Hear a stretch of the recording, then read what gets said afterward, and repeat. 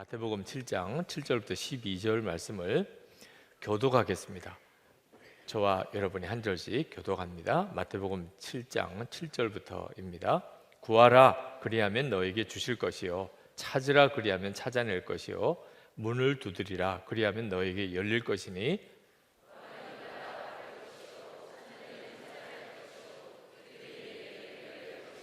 너희 중에 누가 아들이 떡을 달라 하는데 돌을 주며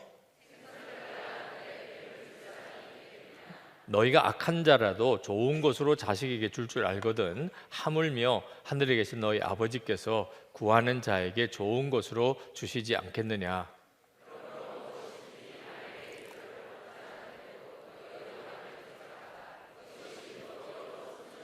아멘. 아멘. 우리가 오늘 집회에 왔지만 사실은 기도하러 왔습니다.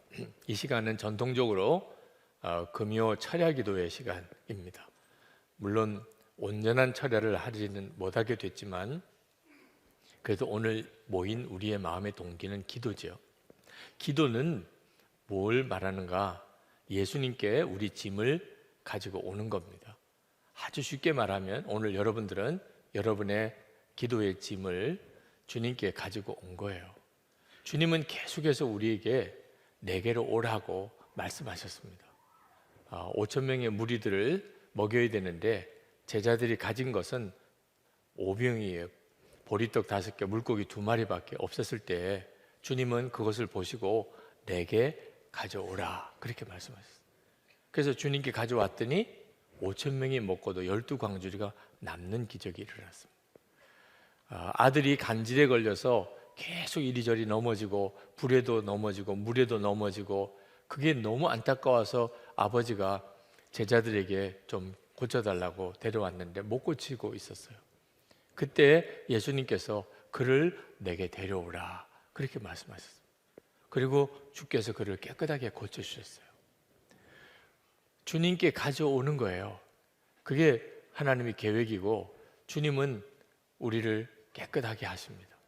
수고하고 무거운 짐진 자들아 다 내게로 오라. 주님이 말씀하셨어요. 오늘 우리가 그래서 수고하고 무거운 짐을 가지고 주님께 온 겁니다. 그게 기도예요. 주님이 우리에게 하시려는 일은 참 놀랍습니다. 교회도 저는 주님께 맡깁니다. 주님께 내게 가져오라 그랬으니 주님께 맡기는 거죠. 남편도 주님께 데려오시기 바랍니다. 네. 안 따라오시면 기도로 맡기는 거예요. 주님, 제 남편 주님께 맡깁니다. 아내도 주님께 맡기시기 바랍니다. 네, 아내로 인하여 기도 제목이 있다는 말은 아내 문제를 주님께 가지고 온 겁니다. 자녀들 주님께 맡겨야 됩니다. 네. 우리의 인생 자체가 사실 주님께 맡겨야 됩니다. 우리는 우리 인생을 책임질 자격이 없는 존재입니다. 그러니까 주님께 맡겨지지 않는 인생은 완전히 사고덩어리요 위험한 상태에 있습니다. 자기가 책임질 수도 없는데 자기가 책임지고 사니 사람 의지하고 그리고 돈 의지하고 그러다가 다 망치는 거죠. 내 인생 주님께 맡기는 겁니다. 여러분들이 가지고 있는 재물 다 주님께 맡기시기 바랍니다. 그 부분은 걱정되십니까? 네, 남편도 맡기고 아내도 맡기고 자식도 맡기는데 돈은 좀 곤란합니다. 그러신 분들은 바로 그게 올무가 되어 있는 겁니다. 재정 때문에 평생 마음에 염려 근심하고 살다가 나중에 가서 내 것이 내 것도 아니었는데 그래서 비참해지게 되는 거죠. 오늘 이 시간에 우리는 우리의 무거운 짐을 다 주님께 가지고 온 겁니다. 그게 기도예요. 주님은 우리가 이렇게 기도하는 것에 대해서 굉장히 놀라운 약속을 해주셨습니다. 그렇게 주님께 가지고 나오면 주님이 다 해결해 주시겠다. 요한복음 14장 13절 14절에 보면 너희가 내 이름으로 무엇을 구하든지 내가 시행하리니 이는 아버지로 하여금 아들을 인하여 영광을 얻으시게 하려 함이라. 내 이름으로 무엇이든지 내게 구하면 내가 시행하리라. 주님 약속하셨어요. 그래서 우리가 주님께 우리의 문제를 가지고 나오는 겁니다. 주님께 구하면 주님이 다 이루시겠다고 하셨으니까. 그런데 이 기도에 대한 약속이 성경에 나오는 하나님의 약속 중에 아주 유난히 강조하고 또 강조하셨어요. 응답해 주실 것이라고. 오늘 읽은 우리 본문 말씀은 기도에 대한 유명한 말씀이죠. 그런데 그 말씀을 보면 기도 응답해 주겠다는 말을 3번이나 연속으로 다른 표현으로 하고 계십니다. 구하라 주실 것이요, 찾으라 찾을 것이요, 두드리라 열릴 것이니라. 그리고 다시 한번 또 이 세 반복을 다시 한번 조금 다른 표현으로 하십니다. 구하는 이마다 받을 것이요, 찾는 이마다 찾을 것이요, 두드리는 이에게 열릴 것이라. 어지간하면 이렇게까지 약속하시지 않죠. 그렇죠? 이렇게 말씀하시는 주님의 마음은 우리에게 가장 중요한 것이 기도라는 거예요. 하나님이 우리에게 주신 가장 놀라운 복, 그 모든 은혜 중에 하나만 딱 꼽으라고 하면 기도를 말해도 될 정도로 그렇게 중요하다는 것입니다. 철로역정에 보면 주님이 기독도에게 열쇠를 하나 줍니다. 너 어려운 일이 생기면 이 열쇠로 다 해결받으라. 이 기독도가 천성을 향하여 가는데 거기 아블론이라는 마귀 대장을 만나서 감옥에 갇혀버립니다. 감옥에 갇혀서 하루를 지나고 이틀을 지나고 사흘을 지나고 나흘을 지나고 너무너무 답답한 거예요. 그때 이 기독도가 주님이 나에게 주신 열쇠가 있지. 힘들고 어려울 때 그 열쇠를 쓰라고 하셨지. 그 감옥에 있는 큰 자물쇠 통을 보고 그 열쇠를 딱 맞추니까 덜커덕 열려버렸습니다. 벌써 나올 수 있는 걸 거기서 그냥 나흘 동안이나 고생을 한 거죠. 이것은 모든 성도들이 받은 하나님의 놀라운 은혜, 이 기도의 축복에 대하여 말씀하고 있는 것입니다. 그러므로 우리가 기도의 능력을 실제로 경험하지 않으면 교회에서나 일터에서나 가정에서나 실제로 기도의 능력을 경험하지 못하면 우리는 신앙생활을 하고 있는 게 아닙니다. 10년 예수 믿어도 그 모양이고 20년 예수 믿어도 그 모양이에요. 기도의 실제적인 체험이 없으니까. 성경을 읽어도 다 공허한 것 같고 현실성이 없는 이야기 같지만 느껴집니다. 기도의 체험이 없으면 하나님이 진짜 믿어지지도 않고 하나님의 말씀이 정말 나를 살리는 말씀, 생명의 양식이라고 여겨지지도 않습니다. 기도를 체험하고 기도의 응답을 체험하고 비로소 눈이 뜨여요. 하나님은 정말 살아계시구나. 이 말씀대로만 살면 되겠구나. 그렇게 되는 겁니다. 기도 응답은 사실 하나님의 자존심이 걸린 문제입니다. 그래서 이 기도는 확실한 거예요. 옛날 이 신들의 전쟁이죠. 나라와 나라의 전쟁은 그 나라가 섬기는 신들의 전쟁입니다. 근데 이 신들의 전쟁의 핵심은요, 어느 신이 기도한 대로 응답해 주느냐 하는 거예요. 그래서 엘리야가 바알 선지자 850명과 갈멜산에서 영적 대결을 벌일 때 엘리야가 제안했던 게 뭐냐면, 기도하는 신이 참신이다. 기도하고 응답해 주시는 신이 참신이다. 그러니 우리가 제물을 제단에 올려놓고 자기가 섬기는 신에게 기도해서 하늘에서 불이 내려서 그 제물을 태우게 하는 신이 참신인 줄로 우리가 알자. 영적 대결을 제안합니다. 그러니까 기도 응답이 하나님의 자존심에 걸린 문제입니다. 바알 제사장들이 하루 종일 발광을 하면서 기도를 해도 아무런 역사가 없었습니다. 그때 엘리야가 송아지를 한 마리 제단에 올려놓고 각을 뜨고 물 7동이를 부어버립니다. 그냥도 불타기가 어려운데 그 위에 물 7동이를 부어요. 그리고 간단히 하나님께 구합니다. 하나님이 정말 참 하나님이심을 보여주시옵소서. 확 불이 내려서 다 물도 재물도 다 태워버리는 역사가 일어납니다. 하나님은 참 하나님이시구나. 기도 응답을 통해서 드러난다고요. 그러니 기도 응답은 너무나 확실한 약속이죠. 예수님은 반드시 우리가 기도하면 응답된다는 것을 우리에게 확실하게 믿게 해주시려고 하나님이 아버지라고 언급을 하십니다. 9절에 보면 너희 중에 누가 아들이 떡을 달라 하는데 돌을 주며 생선을 달라 하는데 뱀을 줄 사람이 있겠느냐? 너희가 악한 자라도 좋은 것으로 자식에게 줄 줄 알거든 하물며 하늘에 계신 너희 아버지께서 구하는 자에게 좋은 것으로 주시지 않겠느냐? 여기서 하나님이 아버지라고 하는 언급이 나옵니다. 우리는 이미 하나님을 아버지라고 믿고 있기 때문에 이 말씀이 그저 그렇게 크게 충격으로 안 다오지만 예수님이 이 말씀하셨을 그 당시에는 하나님을 아버지라고 정확히 부르는 것은 오히려 신성모독에 해당될 정도로 금기사항 중에도 하나였습니다. 구약 선지자들이 하나님을 아버지라고 표현한 것이 있긴 합니다만 하나님을 아버지라고 정확히 부르기는 못했습니다. 예수님이 십자가에 달려 죽게 된 죄목 중에 하나가 하나님을 아버지라고 불렀다는 것입니다. 그런데 예수님은 당신이 하나님을 아버지라고 부르신 것뿐만 아니고 우리들에게도 하나님은 우리의 아버지라고 말씀하셨어요. 그것은 예수님이 하나님의 아들이심을 그대로 보여주시는 거죠. 구약의 제사장들, 선지자들과 예수님은 본질적으로 다른 분이십니다. 아들이시기에 하나님이 아버지이심을 우리에게 계시해 주신 거죠. 하나님이 아버지라고 하는 말은 어찌 응답을 안 해주시겠느냐는 뜻입니다.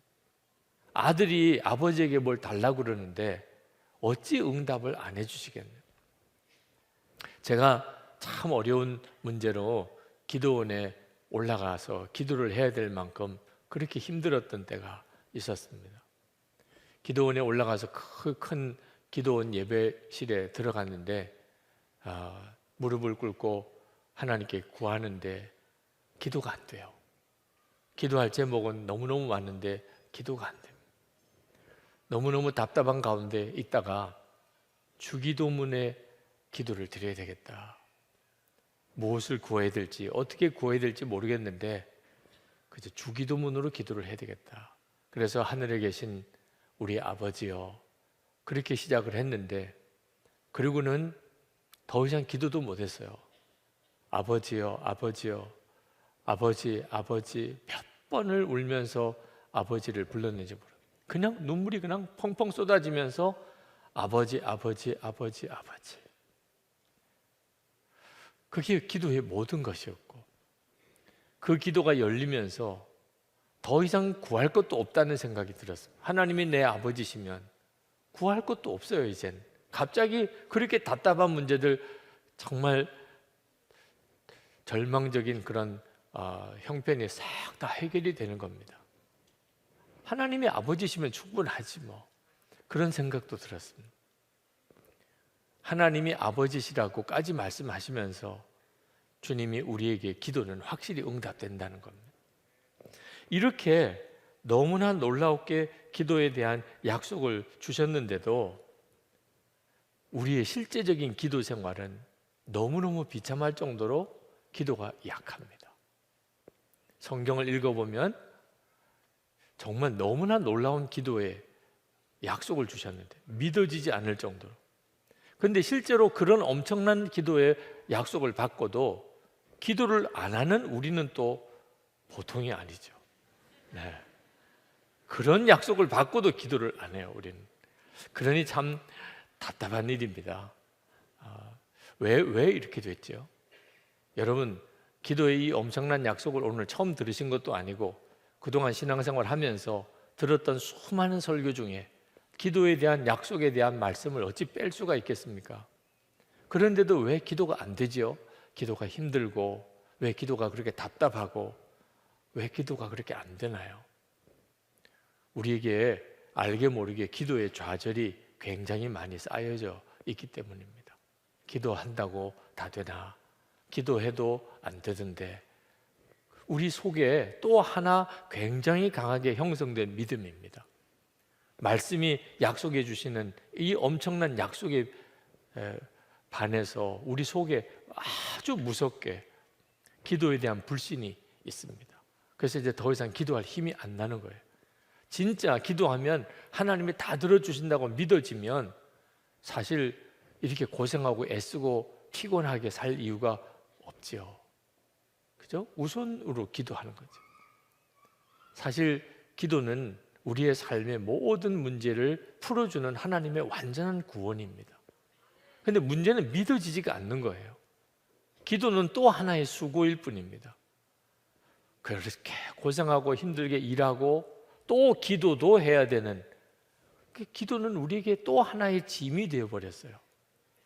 여러분, 이걸 해결해야 합니다. 오늘 이 밤에 여러분의 마음속에 하나님이 주신 이 기도의 약속이 여러분의 것이 완전히 되고, 기도가 기쁨이 되고, 기도가 구원이 되고, 기도의 능력이 여러분에게 있게 되기를 축복합니다. 이 기도의 불신, 기도의 좌절이 어떻게 해결되지요? 우리가 기도에 대한 하나님의 약속도 알아야 하지만 기도는 어떻게 응답이 되는지에 대한 영적인 원리도 정확히 알아야 합니다. 무턱대고 기도만 하고 하나님 왜 이루어 주시지 않나요? 그렇게 하면 기도의 좌절에서 극복할 수가 없습니다. 약속은 엄청난 약속을 받았지만 실제로는 아무것도 누리지 못하고 살게 되는 거죠. 하나님께서 왜 모든 것을 다 하실 수 있으면서도 꼭 우리 기도를 통해서 역사하시려고 하실까? 우선 그 점을 정확히 알아야 합니다. 왜 기도를 안 하면 안 되는 건가? 하나님은 왜 꼭 기도를 그렇게 하게 하시고 역사하시는 건가? 가장 중요한 이유는 하나님과 친밀한 교제의 눈이 뜨이게 하기 위해서 그렇습니다. 역사는 하나님이 하셨다. 그걸 우리에게 분명히 알게 하기 위해서. 기도하지 않고 되어진 일은 하나님이 하셨다고 인정 안 하니까. 우리 스스로가 그렇게 생각하니까. 기도하고 된 일은 와, 하나님이시구나. 그 일이 응답된 것도 중요하지만 하나님이 내 기도를 들으시는구나. 하나님이 원하시는 것은 바로 거기에 있는 것입니다. 내가 너와 함께한다. 내가 너 기도를 숨소리조차도 내가 다 듣고 있어. 이걸 우리에게 알게 하려고 하심입니다. 빌립보서 2장 13절에 보면 이런 말씀을 하셨어요. 너희 안에서 행하시는 이는 하나님이시니 자기의 기쁘신 뜻을 위하여 너희에게 소원을 두고 행하게 하시나니. 기도는 어떻게 이루어지는가에 대해서 정확하게 성경이 말해주고 있는 겁니다. 여기에 이 말씀에 보면 너희 안에 계신 이는 하나님이시니, 우리 안에 하나님이 계십니다. 근데 그 하나님이 어떤 일을 이루시려고 하세요? 당신의 기쁘신 뜻을 위하여. 당연하시죠. 하나님이 뭐 아무 생각 없는 분이시겠어요? 하나님이 이루시려는 일이 있으세요. 그런데 이 하나님의 기쁘신 뜻을 위하여 너희로 소원을 두고 행하게 하시나니. 우리 마음에 소원이 생기는 거예요. 기도 제목이 생긴 겁니다. 기도는 내가 원하는 것을 하나님께 이루어 달라고 구하는 게 아니에요. 본래 기도는 하나님이 어떤 일을 이루시려고 기쁘신 뜻을 위하여 우리 마음속에 소원을 주셔서 생기는 거가 기도예요. 그래서 그 기도를 통하여 하나님의 일을 이루시는 거예요. 그러니까 기도의 성경적인 원리를 가만히 읽어보면 기도는 하나님이 하시는 것입니다. 그래서 기도도 주님이 하셨습니다. 이렇게 고백할 수 있게 되는 겁니다. 나는 죽고 예수로 사는 거니까. 그러니까 내 마음속에 일어나는 이 간절한 소원이 내 기도가 아니고 주님이 하시려는 일이라는 거죠. 이 확신을 가지고 기도하면서 주님이 일하시는 것을 경험하는 거예요. 그런데 주님이 이처럼 어떤 일을 이루시려고 계획을 하셨어도 우리가 기도를 안 하면 이루시지 않아요. 에스겔서 36장 35절부터 보면 하나님께서 황폐한 이 예루살렘을 다시 이제 회복시키시려고 계획을 세우십니다. 그런데 36절에 가서는 나 여호와가 말하였으니 이루리라 하고 확정을 해주세요. 그런데 37절에 가서 그래도 이스라엘 족속이 이같이 자기들에게 이루어 주기를 내게 구하여야 할지라 이런 말씀을 하십니다. 여러분, 이젠 정확하게 하나님의 마음을 읽어야 돼요. 하나님이 다 이루실 거예요. 그리고 하나님이 계획도 다 세우셨어요. 그런데 꼭 우리 기도를 쓰시려고 하세요. 이유는 38절에 그리한즉 그들이 나를 여호와인 줄 알리라. 이게 하나님이 원하시는 거예요. 그러니까 하나님이 우리에게 기도를 통하여 그렇게 일하시려고 하시는 이유는 하나님이 계획하신 일을 하시려는 겁니다. 그러니까 하나님이 계획하시는 것을 붙잡고 기도해야 돼요. 기도는 그냥 아무 기도나 막 하는 게 아닙니다. 기도는 모든 종교가 다 기도가 있어요. 종교 중에 기도 안 하는 종교가 어디 있습니까? 불교도들의 기도는 우리보다도 더해요. 무슬림들, 이슬람교의 기도는 우리보다도 더합니다. 하루에 5번씩 시간 정해놓고 어디서든지 그냥 기도 자리 깔아놓고 기도하잖아요. 우리 예수 믿는 사람의 기도와 다른 종교, 무속인들도 기도하고 심지어 무신론자들도 기도하는데 무슨 차이가 있는 거죠? 내용의 차이가 있는 겁니다. 기도를 얼마나 열심히 하느냐의 차이가 있는 게 아닙니다. 기도의 내용의 차이가 있는 거예요. 우리는 내가 원하는 거, 내게 필요한 거, 그걸 하나님께 구하는 기도를 드리는 게 아닙니다. 근본적으로 하나님이 이루시려는 일을 기도하는 거예요. 그러니 100% 응답이죠. 성경이 어째서 이렇게 모든 기도는 다 응답된다고 하시나? 구하는 것마다 다 이루신다고 이렇게 말씀하시나? 아니던데. 내가 기도한 것 중에 실제로 응답된 것은 10분의 1, 100분의 1도 안 되던데 어떻게 성경은 이렇게 말씀하시나? 우리가 혼란스러워요. 근데 성경이 말하는 기도를 정확히 알고 나면 사실은 너무나 간단한 거예요. 하나님이 하시려는 일을 우리가 기도하는 거예요. 성경을 읽어보면 창세기부터 지금까지 하나님이 하시겠다고 하신 일 중에 이루어지지 않은 게 없습니다. 이제 주님이 재림에 오시는 거 하나 남았습니다. 그러니 하나님의 말씀을 붙들고 기도하는 거예요. 우리가 말씀 기도를 하는 이유가 거기에 있는 겁니다. 그러면 목사님, 내 기도는 어떻게 하고요? 꼭 이렇게 질문하는 분이 있습니다. 하나님이 원하시는 것을 기도하고 그러면 하나님이 이루신다. 그러면 마음에 막 섭섭한 마음이 막 들려고 그래요. 절에 갈까 이런 생각이 나와요. 내 기도는 어떻게 하냐는 거예요. 내가 지금 너무나 절박하고 답답한데 참 우리의 믿음이 참 어리석은 거죠. 하나님이 가지고 있는 뜻 속에는 우리를 향한 완벽한 계획이 있습니다. 그걸 진짜 믿고 나면 그러면 하나님의 뜻대로 구하는 것에 조금도 마음의 흔들림이 없습니다. 내가 하나님을 만나고 나면 그러면 우리 기도가 확 바뀌어버립니다. 하나님을 만나는 눈이 뜨이지 않으니까 하나님이 원하시는 거, 내가 원하는 거 이게 어떤 게 더 중요하냐 이런 생각도 하는 거예요. 하나님을 만나는 눈이 뜨이고 나면 주여 이제는 제가 원하는 건 아무것도 없습니다. 하나님이 원하시는 것을 하세요. 그게 나에게도 너무 유익하겠습니다. 내가 원하는 걸 내세울 것도 없다니까요. 우리 주님이 마태복음 6장 33절에서 그런즉 너희는 먼저 그의 나라와 그의 의를 구하라. 그리하면 이 모든 것을 너에게 더하시리라. 하나님이 이 말씀을 안 해주셔도 우리가 그럴 거라고 믿을 수 있는 건데 주님은 우리는 꼭 안 보면 또 안 믿으니까 이 말씀을 성경에 기록하셨어요. 하나님의 나라와 의를 먼저 구하면 그러면 너희들에게 필요한 먹을 거 입을 거 다 주님이 다 이루시리라. 그러니까 두려워하지 마세요. 하나님을 기쁘시게 하는 마음으로만 기도하면 되는 거예요. 그런데 하나님이 정말 기도하고 응답해 주시는 것, 그걸 원하셨다면 그래도 왜 그렇게 오래 기도를 시키세요? 아니, 금방 주시면 되잖아요. 하나님 돈 주세요. 그러면 금방 돈 생기면 알잖아요. 주님이 주셨구나. 하나님 어디에 교회가 부흥되게 해주세요. 그 다음 주에 갔더니 막 부흥이 됐어요.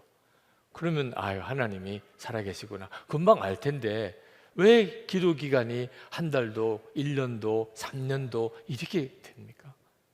근데 오늘 말씀을 보니까 주님이 7절에 문을 두드리라. 그리하면 너에게 열릴 것이니. 혹시 여러분 닫힌 문 두드려 보신 적 있습니까? 얼마나 정말 속탑니까? 문 열어주세요. 안 열리는 문을 두들겨 본 경험들이 있으실 거예요. 기도가 꼭 이와 같을 때가 있다는 겁니다. 오늘도 여러분이 기도를 하러 왔는데 계속 문을 두드리는 것 같은 기도를 드리고 가시는 분들도 있어요.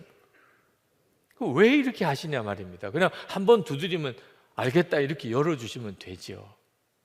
거기에도 뜻이 있어요.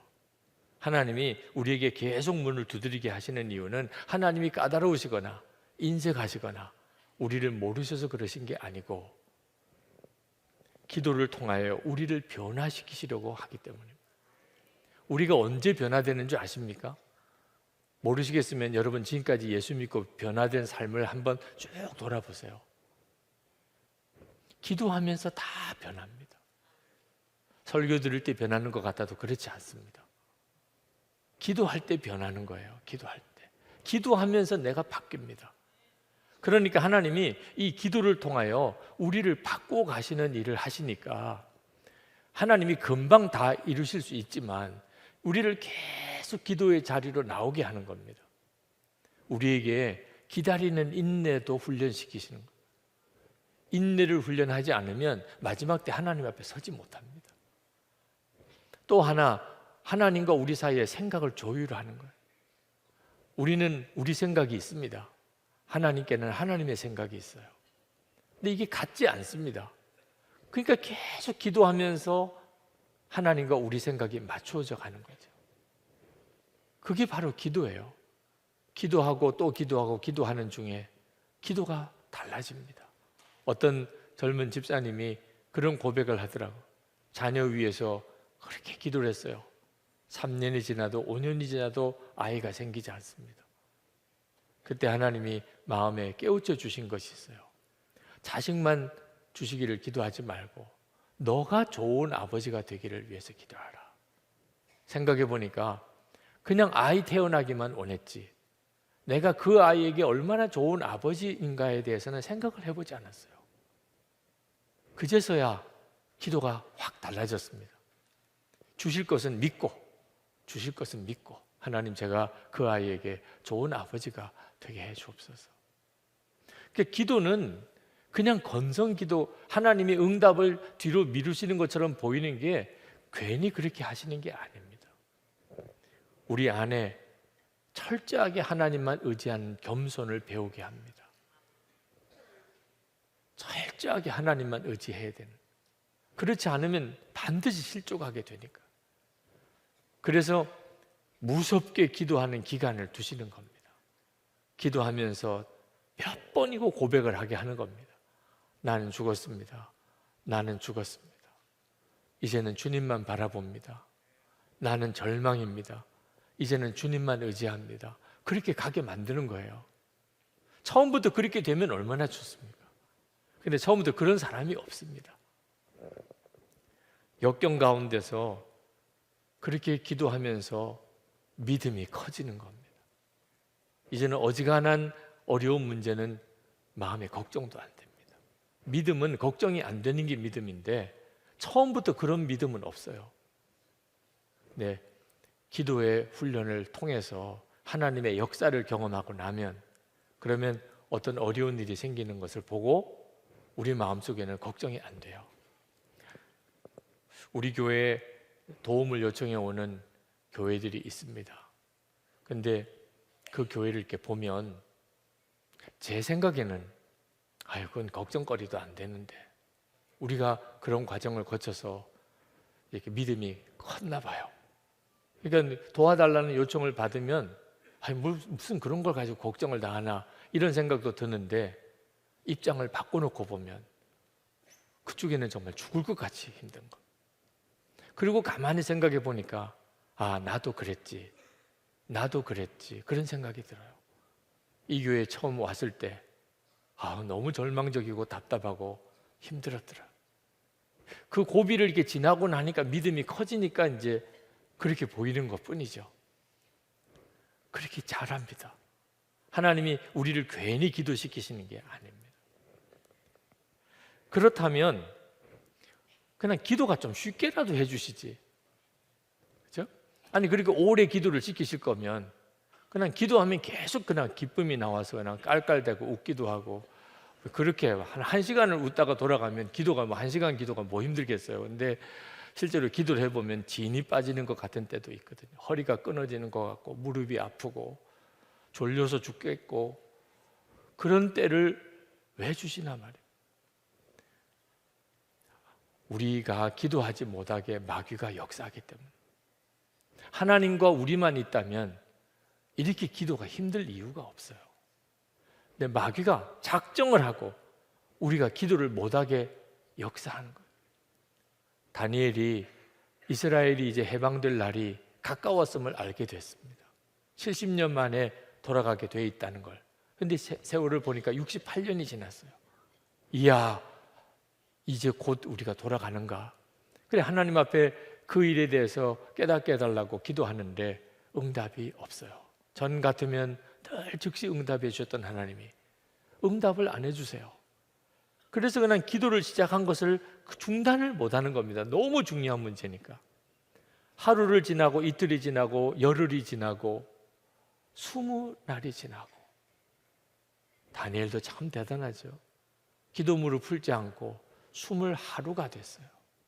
그제서야 응답이 왔는데 응답을 가지고 온 천사 이야기를 듣고 보니까 벌써 기도하자마자 하나님이 응답을 보내주셨지만 중간에 이 페르시아의 수호신 이 사탄이 응답을 가져온 천사를 공중에서 가로막았어요. 그래서 그 천사와 그 마귀가 싸우느라고 21일이 걸린 거예요. 미가엘이 와서 그 바사 국군을 대적하고 이 응답의 천사가 다니엘에게 와서 응답을 해주어서 21일째 응답을 받았어요. 다니엘 21일 기도라고도 흔히 말하죠. 우리의 기도도 그런 일이 당연히 있습니다. 하나님은 반드시 우리에게 응답해 주셨는데 실제로 내게 응답이 오기까지는 시간이 걸리는 이유, 그리고 그 기도를 기다리는 시간이 우리에게 힘든 이유가 있다는 거예요. 마귀가 계속 막고 있으니까. 그러니 여러분 작심해야 됩니다. 마귀가 원하는 대로는 안 할 거야. 주님이 원하는 게 있고 마귀가 원하는 게 있습니다. 처음에는 마귀가 원하는 것이 훨씬 달콤해요. 내 속을 시원하게 해줄 것 같고, 마귀가 원하는 대로 하는 것이 내 성격에 성질에 딱 맞아요. 그건 완전히 망하는 길입니다. 마귀가 원하는 대로는 안 할 거야. 그러고 보면 주님이 뭘 원하는지가 깨달아집니다. 기도도 반드시 그렇게 해야 하는 겁니다. 한 가지 마지막 중요한 영적인 원리가 있는데 그게 뭐냐면 12절 말씀입니다. 그러므로 무엇이든지 남에게 대접을 받고자 하는 대로 너희도 남을 대접하라. 이것이 율법이요 선지자니라. 남에게 대접을 받고자 하는 대로 남을 대접하라. 이게 기도의 원리라는 겁니다. 그 무슨 뜻이죠? 우리가 하나님 앞에 그렇게 응답을 갈망하잖아요. 그러면 우리도 다른 사람이 도와달라고 그럴 때 도와주라는 거예요. 내가 대접받고 싶은 게 뭡니까? 하나님이 빨리 응답해 주시는 거잖아요. 그러면 나도 다른 사람이 뭘 도와달라고 그러면 즉각 응답해 주라. 즉각 응답해 주고 구한 것보다 더 주고. 우리도 그걸 원하잖아요. 하나님은 내가 구한 것보다 더 주시기를, 하나님은 빨리 주시기를. 그러면 우리도 다른 사람에게 그렇게 하라는 거죠. 그런데도 우리는 그 점에 대해서 늘 하나님 앞에서 참 부끄러워요. 누가 나를 도와달라 그러면 부담이 확 됩니다. 도와줘도 도와줄까 말까 계속 생각하다가 그쪽에서 그냥 피똥을 쌀 때까지 그렇게 뜸을 들이다가 겨우 도와주고, 처음부터 그냥 확 도와주면 얼마나 좋아요. 우리가 남을 도와도 또 그렇게 도와요. 그것 정말 해결해야 합니다. 대접받고자 하는 대로 우리도 남을 대접해야 합니다. 이건 굉장히 중요한 원리예요. 우리 교회가 건축 문제 때문에 어려움을 겪을 때, 그때 건축비 상환 자체를 못해서 100억이나 밀렸어요. 건축은 했는데 그만큼 건축비를 건축회사에다가 줘야 되는데 100억을 못 주고 있어요. 또 이거 마무리를 다 하려면 또 100억이나 더 있어야 어지간히 이 예배당을 마무리를 할 것도 같아요. 그런데 일본에 있는 형제교회 예배당 마련하는데 20억이 필요한데 15억까지는 겨우 마련했는데 5억이 모자란다는. 우리는 도울 방법이 없어요. 그런데 그 교회, 일본 교회가 너무너무 다급한 문제에 빠져 있는 상황에 있을 때 그냥 기도만 할 수도 없고, 그럴 때 마음에 우리가 이왕 100억 빚을 졌는데 5억 빚을 더 지고 그리고 그 일본에다가 도와주면 일본 교회는 예배당 마련하지 않겠나. 우리는 100억에서 105억 빚이 늘었지만 어차피 못 갚을 100억, 우리 힘으로는 어차피 못 갚을 100억인데 거기다 뭐 5억을 덧붙인다고 그래서 뭐 달라질 것도 없을 것 같더라고요. 제 어리석은 생각에는 그런 생각이 들더라고요. 계산이 안 되니까, 100억이라는 돈이 얼마나 많은 건지 계산이 안 되니까 그냥 제 생각에는 그런 생각이 들었어요. 근데 장로님들도 그 이야기 듣고 다 동의해 주시고 구역회 했죠. 은행에서 돈 빌리려면 우리 중직들 다 구역회를 해야 됩니다. 그 자리에서도 다 동의를 해주셔서 지금 생각해 보면 어떻게 그렇게 했나 싶을 만큼 일본에 5억을 융자해서 보내주었습니다. 그런데 지나고 보니까 그게 바로 하나님께서 이 교회 그 대책 없던 그 상황에서 예배당 건축도 하게 하고 지금까지 이렇게 빚도 다 갚아가게 하시는, 그때 그 우리가 심었던 것이 이렇게 하나님이 주시는 것이구나. 그러니까 우리가 대접받고 싶은 것이 하나님의 이런 응답이었거든요. 그런데 우리가 다른 사람이 절박하게 도와달라고 교회가 요청해 왔을 때 어떻든지 하여튼 그렇게 도와주려고 하는 그런 과정에서 대우건설의 우리 장로님들이 참 모욕적인 말도 많이 들었어요. 대책 없는 사람들이라고, 당신들 같은 사람은 정말 이해가 안 된다고, 당신 걱정이나 하라고 지금 다른 교회 걱정할 거냐고, 이런 이야기 들어가면서 그래도 몇 번씩 찾아가서 우리는 그 교회 도와야 된다, 대출 승인을 해달라, 그렇게 해서 도왔어요. 하나님이 그 과정을 다 보시고 너희들의 진심이 그거구나. 그래서 하나님이 이렇게 응답해 주셨어요. 이사야 58장 6절부터 읽어보면 내가 기뻐하는 금식은, 여기서 말하는 이 금식은 밥을 먹지 않고 기도하는 건데 여기서 말하는 것은 실제로 밥을 안 먹는 게 아니라는, 내가 기뻐하는 금식은 밥 안 먹는 게 아니라 흉악의 결박을 풀어주며 멍에의 줄을 끌어주며 압제당한 자를 자유하게 하며 모든 멍에를 꺾는 것이 아니겠느냐. 또 줄인 자에게 내 양식을 나누어 주며 유리하는 빈민을 내 집에 들이며 헐벗은 자를 보면 입히며 또 내 고륙을 피하여 스스로 숨지 아니하는 것이 아니겠느냐.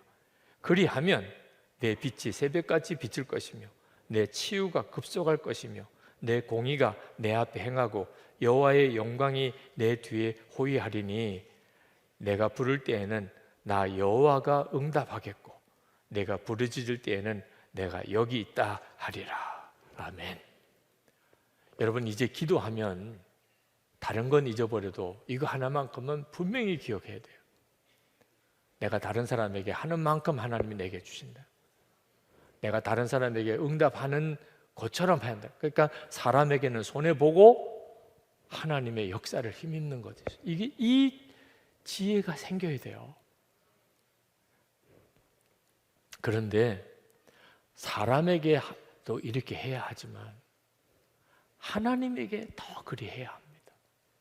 여러분, 사람에게도 내가 그를 도와주면 하나님이 이렇게 나에게 참 풍성하게 응답하시는데 하나님에게도 소원이 있어요. 하나님에게도. 그거 아십니까? 하나님에게도 소원이 있다는 거죠. 그러니까 우리에게 하나님이 원하시는 것을 더 먼저 내가 원하면, 그게 중요한 문제예요. 하나님이 원하시는 것을 내가 더 먼저 원하면, 내가 내 것 원하는 것보다 하나님의 것에 대해서 더 먼저 원하면 그 사람은 정말 기도의 응답의 약속을 누리는 사람이 되는 겁니다. 하나님이 원하시는 게 뭡니까? 마태복음 6장 33절에 먼저 하나님의 나라와 하나님의 의를 위하여 기도하라. 우리가 주님 앞에 갔을 때 주님이 물어보실 거예요. 너는 먼저 하나님의 나라를 위해 기도했느냐? 우리가 늘 기도하지만 하나님의 나라를 위해서 먼저 기도했느냐? 못했는데요. 우리가 그런 말 할 수 있을까요? 어느 자리라고? 들어본 적 없는데요. 여러분, 지금 다 카메라로 녹화가 돼 있어요. 너 그날 목사의 설교 안 들었냐? 꼼짝없어요. 하나님, 왜 내 기도는 안 들어주셨나요? 주님 말씀하실 때 할 말이 아무것도 없게 돼요. 여러분, 우리 주님께서 부탁하신 거예요. 우리 생각에는 하나님의 나라를 위해서 먼저 기도하는 게 꼭 내가 해야 되는 거냐? 그게 뭐 그렇게 중요해? 이렇게 넘길 사람도 이 시간 있습니다. 중요한 줄 모르니까 기도를 안 한 거죠. 그런데 한번 생각해 보세요. 우리 주님이 어떠신 분이십니까? 하나님의 아들이세요. 그리스도십니다. 그런데 그분이 그렇게 간곡하게 부탁을 하셨더니, 그것도 먼저 그의 나라와 의를 구하라. 그렇게 분명히 부탁을 하셨어요. 먹고 입고 사는 것보다 우리에게 있어서 아무래도 제일 급한 문제가 먹고 입고 사는 거지. 그런데 주님은 먹고 입고 사는 것보다 먼저 기도를 하라고 아주 못을 박으셨어요. 마태복음 6장 31절 32절에 보면, 그러므로 염려하여 이르기를 무엇을 먹을까, 무엇을 마실까, 무엇을 입을까 하지 말라. 이는 다 이방인들이 구하는 것이라. 너희 하늘 아버지께서 이 모든 것이 너에게 있어야 할 줄을 아시느니라. 그러니 주님의 말씀은 하나님 안 믿는 사람들이나 먹고 입고 사는 걸 구하는 거라는 거예요. 하나님 안 믿는 사람들이나. 오늘 먹고 입고 사는 것 때문에 기도하시는 분은 굉장히 충격을 받으실 거예요. 하나님을 안 믿으니까 먹고 입고 사는 걸 구한다는 거예요. 고아처럼. 고아는 먹고 입고 사는 걸 자기가 책임져야 돼요. 누가 먹여줍니까? 고아인데. 여러분의 자녀들이 내일 아침밥을 꼭 먹게 해주세요. 그러면 여러분 심정이 어떻습니까? 막 화가 날 거예요. 뭘 그런 걸 구하냐? 그 말은 구할 필요도 없다 그 말이죠. 너가 먹을 거 내가 다 책임지고 있어. 엄마 아빠가 있는데 너 뭘 먹을 걸 걱정하냐? 옷을 내일 입고 가게 해주세요. 아니, 벌거벗겨서 학교 보낼 엄마 아빠가 어디 있습니까? 그걸 구하는 것 자체가 엄마 아빠의 속을 뒤집어 놓는 거라니까. 마치 엄마 아빠가 없던 아이처럼 생각한다는 뜻이니까. 그러니 여러분, 우리가 먹을 거 입을 것을 위해서 염려하고 기도하는 것을 들을 때 우리 하나님이 우리의 형편과 사정을 아시니까 하나님도 참 마음을 누르고 들으시는 거지. 하나님의 속은 정말 뒤집어지는 거죠. 너 어떻게 자식 없는 아이처럼, 부모 없는 그런 자식처럼 그렇게 구하냐? 너 거지냐? 너가 고하냐? 여러분, 주님이 이렇게까지 말씀하시면서 하나님은 아버지시다. 그러니 먹을 거 입을 거는 구하지 않아도 돼. 그렇게까지 말씀하시면서 주님이 말씀하시기를 하나님의 나라를 위해서 구하라. 하나님의 나라가 이루어지기를. 우리 가정에서, 우리 교회에서 하나님의 나라가 이루어지기를. 하나님이 우리와 함께 계심이 드러나기를. 제발 예수 안 믿는 사람, 믿어도 믿음이 없는 사람, 가족들, 교인들, 이런 사람들, 세상 사람들 주변에서 나 보고 하나님 계신가 봐. 저 사람 저렇게 하는 거 보니 하나님 진짜 계신가 봐. 어떻게 저렇게 사랑이 많아? 어떻게 저렇게 용서할 수 있어? 어떻게 저렇게 사람이 풍성해? 어떻게 저렇게 기쁠 수 있어? 어떻게 저렇게 감사가 넘치지? 우리는 하나님의 나라를 증거하는 거예요. 주님이 역사하시는 대로 살면, 우리 주님이 원하시는 것은 너가 먹고 있고 잘 되는 것은 걱정하지 마. 그건 다 내가 원하는 거야. 너는 꼭 하나만 해줘. 하나님의 나라, 하나님의 의를 제발 좀 그걸 위해서 살아. 그렇게까지 말씀하셨다니까요. 우리가 이 사실에 눈이 뜨이면, 하나님을 바라보고 하나님의 나라에 눈이 뜨이고 나면, 그러면 더 이상 이제는 구할 것도 없어요. 하나님 아무것도 안 주셔도 돼요. 아무것도 안 주셔도 됩니다. 그렇게 하게 됩니다. 너무 엄청난 걸 보았으니까.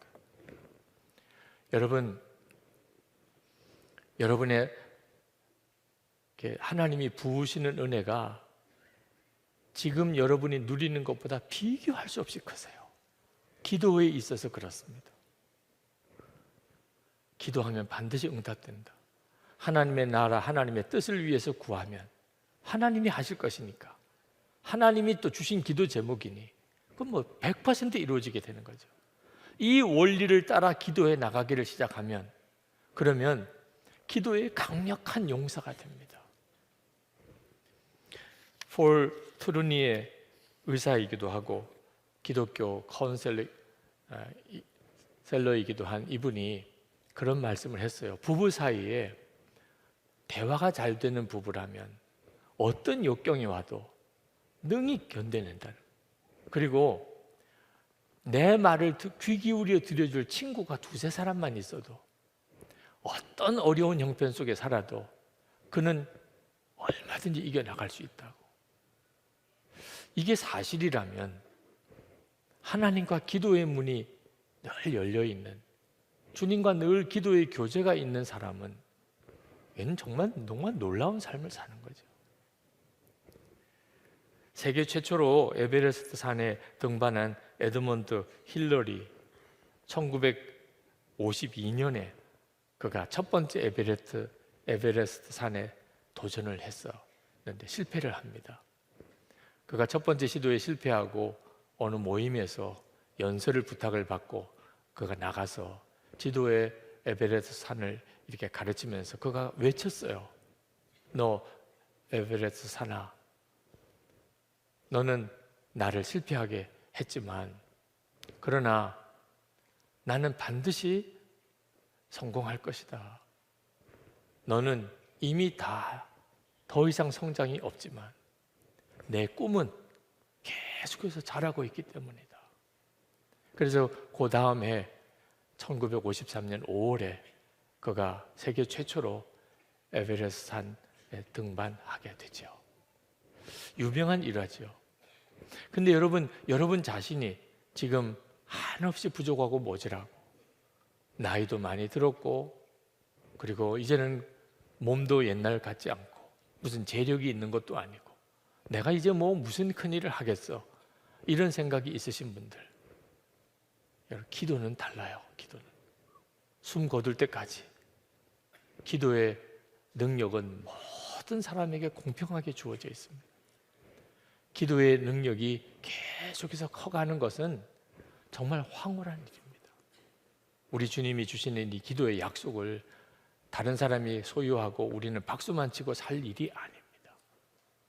오늘 이 시간에 여러분의 마음속에 하나님, 제가 하나님이 그토록 강조하고 강조하셨던 이 기도하면 응답해 주신다 하시는 이 약속을 붙잡고 하나님의 나라를 위해, 또 우리나라와 민족을 위해, 한국 교회를 위해 제가 섬기겠습니다. 오늘 제가 기도의 능력을 얻는 시간이 되게 해 주옵소서.